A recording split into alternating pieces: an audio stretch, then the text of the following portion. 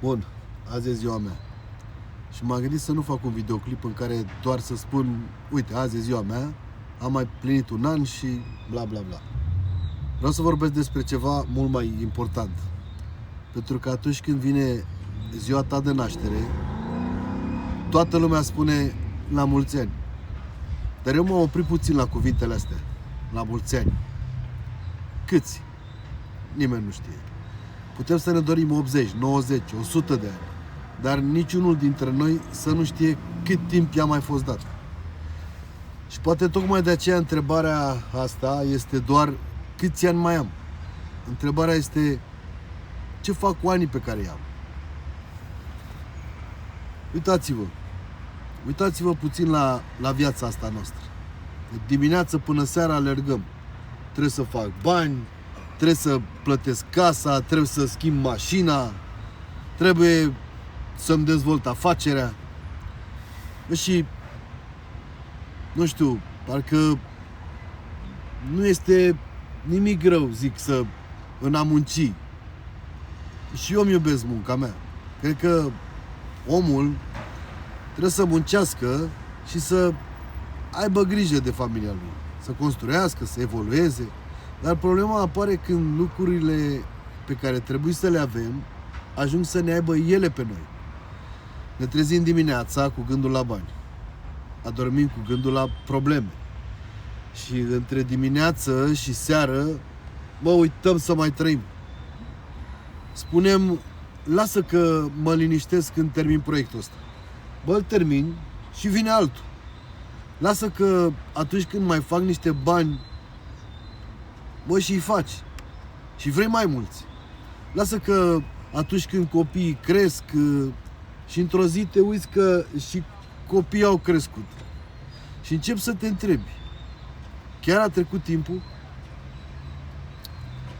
Când eram mai tânăr, aveam impresia că am timp pentru toate.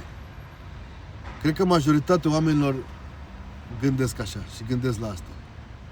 Fac mâine. Mă schimb de luni. O să petrec mai mult timp cu familia. O să mă apropii și eu de Dumnezeu. O să mă rog. O să citesc chiar Biblia. Dar nu acum. Sunt ocupat. Și uite cum trece o zi, apoi o săptămână, apoi o lună, după aia un an, 10 ani și viața nu vine să bată la ușă și să spună: hei, vezi că tocmai au mai trecut 5 ani. Pur și simplu trec. Biblia spune ceva extraordinar în Psalmul 90:12. Scrie așa: învață-ne să ne numărăm bine zilele ca să căpătăm o inimă înțeleaptă. Și fiți atenți. Nu spune să ne numărăm banii, nu spune să ne numărăm casele, nu spune să ne numărăm realizările. Spune ceva interesant. Zice, învață-ne să ne numărăm bine zilele. De ce?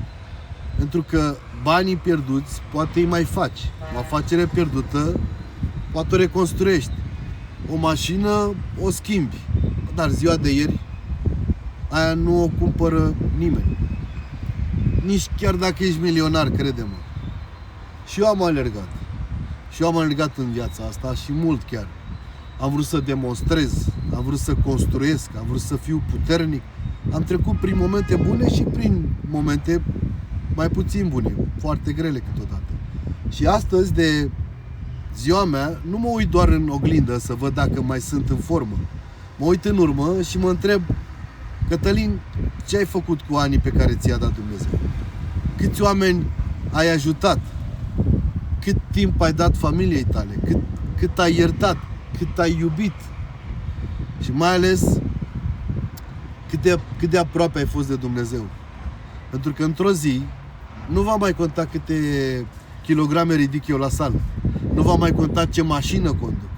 Nu va mai conta câți oameni urmăresc și câți mă urmăresc. Toate lucrurile astea rămân aici. Uite, hai să spun o poveste simplă. Imaginează-ți un om care muncește toată viața și la 25 de ani spune: acum trebuie să trag tare. La 35 de ani, încă puțin și mă liniștesc. La 45 mai fac niște bani și după aceea mă ocup și de mine. La 55 trebuie să mai pun ceva deoparte. La 65 se pensionează. Și atunci ce spun? Acum vreau să trăiesc. Dar copiii au avut viețile lor. Părinții poate nu mai sunt. Sănătatea nu mai este ceea ce aveai tu la 30 de ani. Și omul ușor descoperă ceva dureros. A strâns bani pentru viață, dar a uitat să trăiască viața. Nu spun că să nu faci bani. Bă, fă-i, muncește, construiește, dar nu-ți vinde sufletul tău pentru ceva ce într-o zi oricum vei lăsa aici.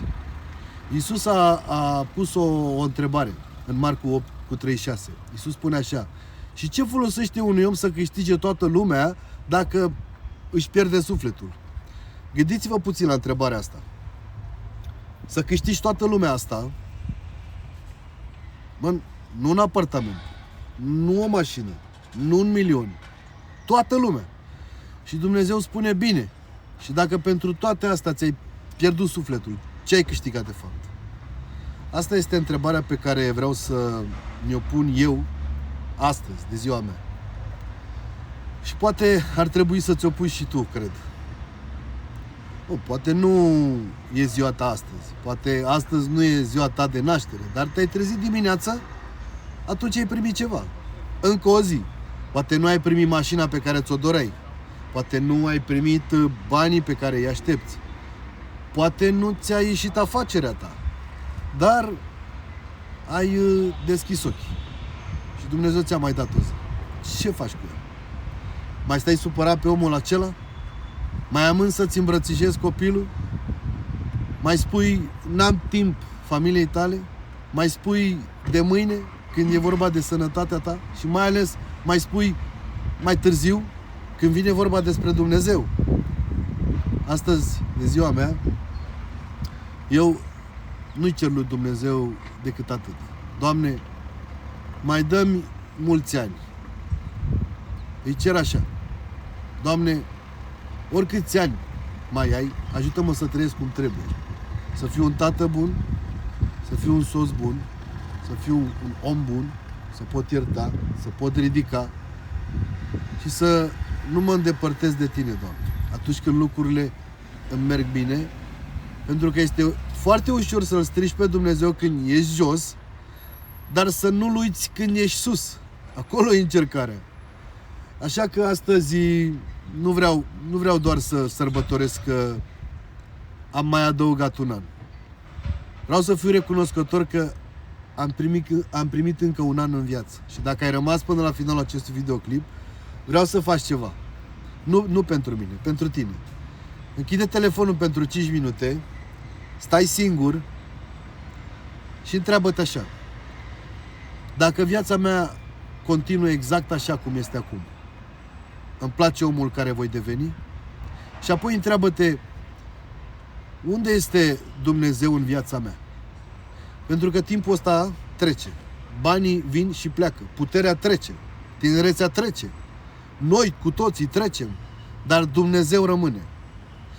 Învață-ne să ne numărăm bine zilele ca să căpătăm o inimă înțeleaptă. Spune Psalmul 90 cu 12. Doamne, îți mulțumesc pentru încă un an. Și ajută-mă ca anul acesta să nu fie doar un număr, ci un an care să conteze. Un an care să conteze pentru Tine. Dumnezeu să vă binecuvinteze.